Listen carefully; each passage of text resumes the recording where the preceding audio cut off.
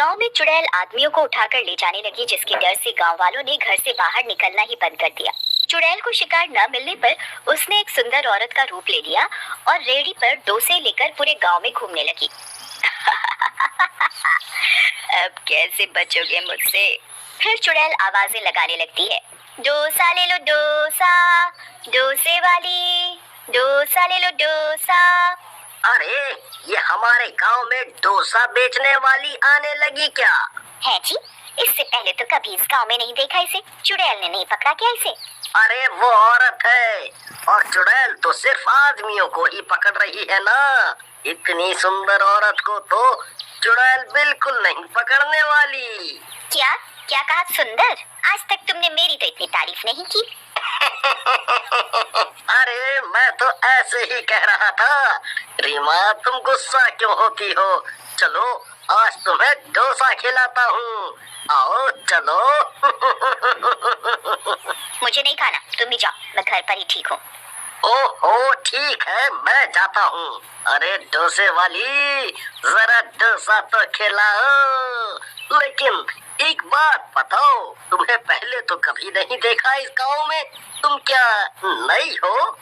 हाँ, मैं नई हूँ इस गांव में। पहले मैं दूसरे गांव में रहती थी, वहाँ मेरे डोसे बहुत चलते थे। हम कल ही आए हैं इस गांव में, आप खाकर देखो, बहुत ही अच्छे हैं। ठीक है, खिलाओ तो जरा।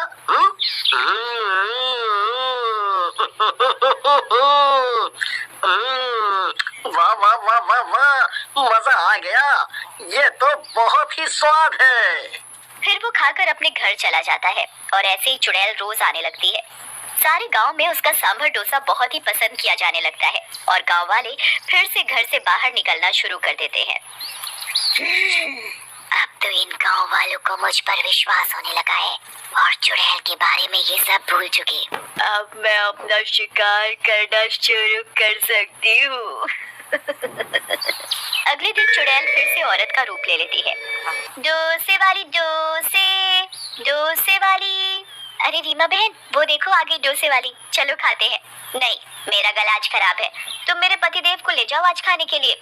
इन्हें ये डोसे वाली वैसे भी बहुत पसंद है। ओहो, तुम अब तक नाराज हो? चलो पूजा भाभी, चलो चलो राजू भाई, मैं रीमा डार्लिंग के लिए घर पे ही ले आऊंगा। फिर तीनों जाते हैं और डोसा खाते ही वहीं बेहोश होकर गिर जाते हैं। अरे मुझे चक्कर आ रहा है। अरे गिर गए तीनों। ये औरत मेरे किसी काम की नहीं है। इन दोनों आदमियों को उठा लेती हूँ। फिर चुड़ैल अपने असली रूप में आ जाती है और हरिया और राजू को उठाकर ले जाती है। उधर कुछ देर बाद हरिया की बीवी रीमा बाहर आती है तो पूजा को बेहोश पाती है। अरे पूजा, क्या हुआ? फिर रीमा पूजा के मुंह पर पानी डालकर उसे होश में लाती है और उससे पूछती है, अरे मुझे क्या हुआ था? मुझे कुछ याद नहीं। हमारे पति कहाँ चले गए? यही तो थे तुम्हारे साथ। फिर दोनों मिलकर उन दोनों को गांव में ढूंढती हैं, पर दोनों कहीं नहीं मिलते। हो सकता है खेतों में चले गए हों, शाम को वापस घर आ जाएंगे। इतना बोलकर दोनों अपने अपने घर चली जाती है और दूसरी तरफ चुड़ैल हरिया और राजू को अपनी गुफा में ले जाती है और एक पिंजरे में कैद कर देती है, जहाँ उसने और भी आदमियों को रखा होता है। अरे हरिया भाई, और राजू को भी इस चुड़ैल ने पकड़ लिया। अरे तेरा नाश बेटे चुड़ैल, हमारे गांव में कोई मर्द को नहीं छोड़ेगी क्या? चुप करो और चलो खाना बनाओ मेरे लिए। सब मर्द मिलकर अपनी बीवियों से बहुत सेवा करवा चुके हो, अब मेरी सेवा करो। और जैसे ही तुम लोग 50 हो जाओगे, मैं तुम सबको मार डालूंगी। अरे लेकिन हमें मारना क्यों चाहती हो? हमने तुम्हारा क्या बिगाड़ा है? ये मत सोचो, चलो जल्दी से ये बकरा बनाओ मेरे लिए राजू। फिर चुड़ैल एक लाश के पास जाती है। वो लाश उसके पति की होती है। राहुल, मैं तुम्हें जल्दी जिंदा कर लूंगी, बस अब मुझे कुछ ही आदमियों की जरूरत है। ऐसा बोलकर चुड़ैल फिर से गांव जाती है और डोसे बेचना चालू कर देती है। तभी एक गांव वाला डोसा खाते ही बेहोश हो जाता है और डोसे वाली चुड़ैल रूप में आ जाती है और उस गांव वाले को भी उठाकर ले जाती है। तभी उसकी पत्नी देख लेती है। अरे दैया, पूजा बहन, रीमा बहन, मेरे आदमी को ये चुड़ैल उठाकर कहाँ ले जा रही है? अरे नहीं, ये डोसे वाली तो चुड़ैल निकली। रीमा बहन, हमें इसका पीछा करना होगा, कहीं हमारे पति को भी इसने तो नहीं गायब किया। फिर वो छुप कर चुड़ैल का पीछा करती हैं और चुड़ैल की गुफा में पहुंच जाती हैं। वहां का नजारा देखकर उनकी आंखें फटी की फटी रह जाती हैं। गांव के बहुत सारे आदमी एक पिंजरे में बंद होते हैं। अरे नहीं, मेरा राजू वो रहा। सब आदमी जो गायब हुए जा रहे हैं वो सब यहाँ है। मतलब इसी चुड़ैल ने गांव के आदमियों को कैद कर रखा है, लेकिन क्यों? अरे बहनों, अभी यहाँ से चलो। उस नासमिटी चुड़ैल ने अगर हमें देख लिया तो हमें भी यहीं कैद कर देगी और हम अपने पतियों को कभी नहीं बचा पाएंगे। चलो यहाँ से। हाँ हाँ बहन, सही कहा, चलो गाँव वापस। फिर सब वापस गाँव आ जाती हैं और सब गाँव वालों को डोसे वाली चुड़ैल की सच्चाई बताती हैं और सरपंच से मदद मांगती हैं। अरे बाप रे, ये तो बहुत बुरा हुआ। अरे वो चुड़ैल अब हमको ना उठा ले जाए। हम तो गांव का सबसे हैंडसम लड़का हूँ। क्या सरपंच जी, मजाक का टाइम नहीं है ये। वो देखो, डोसे वाली चुड़ैल आ रही है। मैं घर जाकर मशाल लेकर आती हूँ। सब औरतें अपने घर मशाले लेने चली जाती हैं। अरे सरपंच जी, आज आपको डोसा खाना है? नहीं नहीं, हमको नहीं खाना डोसा तुम्हारा, तुम जाओ। डोसे वाली चली जाती है। आज तक कोई शिकार नहीं मिला। अरे सरपंच जी, वो कहाँ गई? अरे भाई, हम बाल बाल बच गया। वो गई, देखो वो जा रही है। फिर सभी गांव वालों की पत्नियां मशाले लेकर चुड़ैल के पीछे जाती हैं।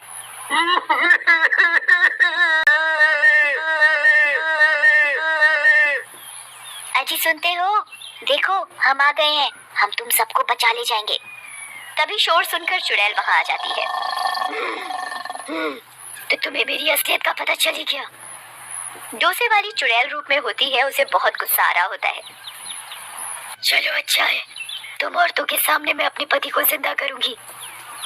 लेकिन तुम हमारे पतियों को क्यों मारना चाहती हो? तुम कौन हो?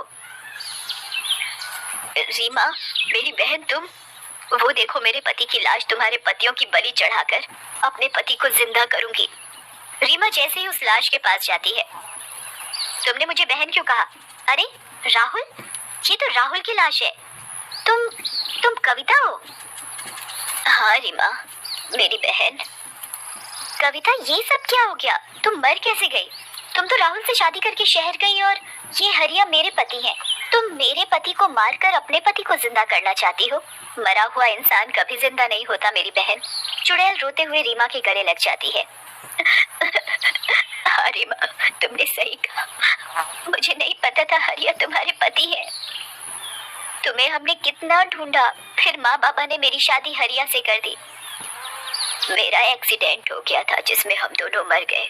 मैं चुड़ैल बन गई और अपने पति को जिंदा करने के लिए आज मुझसे बहुत बड़ी गलती हो जाती।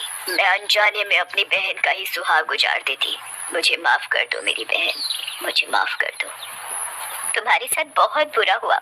मैं तुम दोनों का अंतिम संस्कार करूंगी जिससे तुम दोनों की आत्मा को मुक्ति मिल सके। एक जगह एक पुराना और बहुत बड़ा कारखाना था। उसमें बहुत सारे मजदूर काम किया करते थे। कारखाने में काम करते करते कितना समय हो गया और लो फिर ठंड आ गई। ठंड में तो ये कारखाना बर्फ की फैक्ट्री लगता है, पर क्या कर सकते हैं, ठंड भी तो बहुत बढ़ गई है।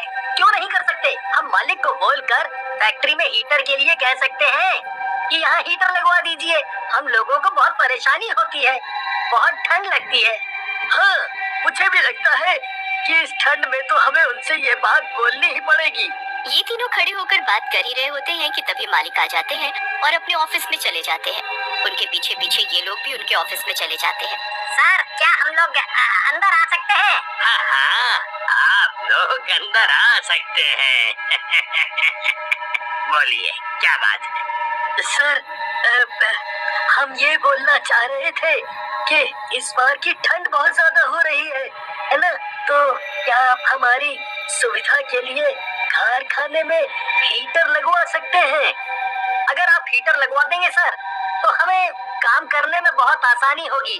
ठंड के मारे कई बार हमारी तबीयत भी खराब हो जाती है। हीटर रहेगा तो हमें थोड़ा आराम रहेगा। बस इतनी सी बात है।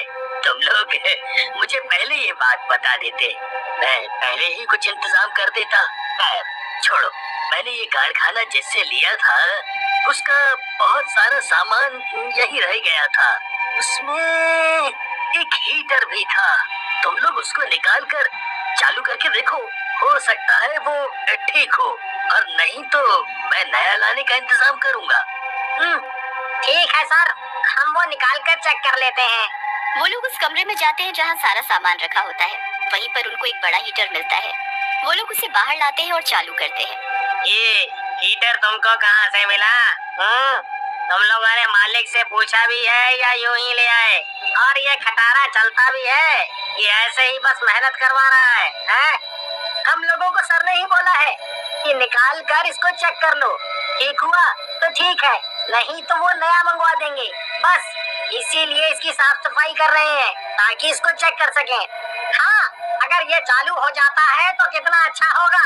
जो रात में काम करता है वो आराम से काम कर पाएगा, या जो कारखाने में रुकता है कम से कम उसको गर्मी तो मिलेगी।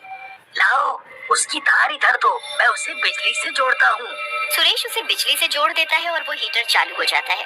वो बहुत ही गर्म ताप देता है जिससे सब खुश हो जाते हैं। ये तो चालू हो गया, चलो अच्छा है, मालिक को नया नहीं लेना पड़ेगा। हाँ, सच में अच्छी बात है। आज रात मुझे ही कारखाने में रुकना था। ठंड में परेशानी होती है, इसीलिए सोचा था कि बहुत सारे कपड़े लेकर आऊंगा कि पहन कर सो जाऊंगा। पर जब हीटर चालू हो गया है तो मजा आएगा आज तो। हाँ, तुम्हारे साथ मुझे भी तो रुकना है। मैं इस हीटर के जलने से बहुत खुश हूँ। रात होती है। सोहन और विकास सबको विदा कर कारखाने के अंदर आ जाते हैं। तभी उन दोनों को नींद आ जाती है और हीटर में अचानक से हलचल होती है और खटपट की आवाज के साथ ही पूरे कारखाने को जमा देता है और ठंड से सोहन की नींद खुल जाती है। विकास, तुम भी सो गए क्या? देखो ना, अचानक से ठंड लगने लग गई। मेरे तो पैर ही नहीं काम कर रहे हैं। क्या तुमने हीटर बंद कर दिया था? मैं तो बिल्कुल नहीं हिल पा रहा हूँ। रुको, मैं उठकर देखता हूँ। ओह, ये हीटर बंद हो गया है क्या? अरे, हीटर तो बंद नहीं हुआ, लेकिन ये अजीब सा क्यों दिख रहा है? ऐसा लग रहा है कि हंस रहा है। तुम जाग गए सोहन, मैं हंस ही रहा हूँ, क्योंकि अब तुम भी थोड़ी देर में इस विकास की तरह ठंड में ठिठुर कर मर जाओगे। क्या मतलब है? और कोई हीटर बात कैसे कर सकता है? देखो, मुझे डराना बंद करो।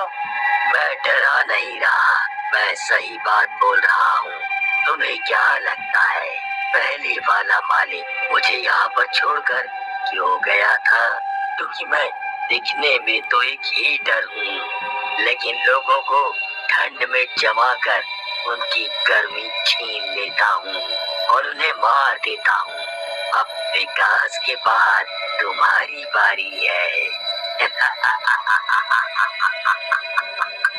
और वो हीटर उसे जमा देता है। सुबह होने पर सभी कारखाने में आते हैं। सोहन, विकास, तुम लोगों को ये क्या हो गया है? तुम एकदम बर्फ की सिल्ली कैसे बन गए? कुछ बोलो, कुछ बोलो। मेरे दोस्तों, सब इधर आओ, देखो ये क्या हुआ है। हाँ, ये तो बहुत ही अजीब बात है। कोई इस तरह से जम कैसे सकता है? जरूर ये किसी की चाल होगी। कोई बात नहीं, हम पुलिस को खबर कर देते हैं। कारखाने का मालिक और पुलिस आकर दोनों की जमी हुई लाश को ले जाते हैं और वो कुछ पता नहीं कर पाते और कोई भी अब रात में कारखाने में नहीं रुकता है। पर कुछ लोग ये तय करते हैं कि वो लोग रुककर पता करेंगे। कारखाने में रात को 5-6 लोग रुकते हैं। ठंड लगने लगती है तो वो लोग भी हीटर को चालू करने की सोचते हैं। रात में जब अंधेरा गहरा होता है तब हीटर फिर से उन लोगों को जमाना चालू करता है और उनकी गर्मी चूसने लगता है। ये आवाज कैसी आई थी?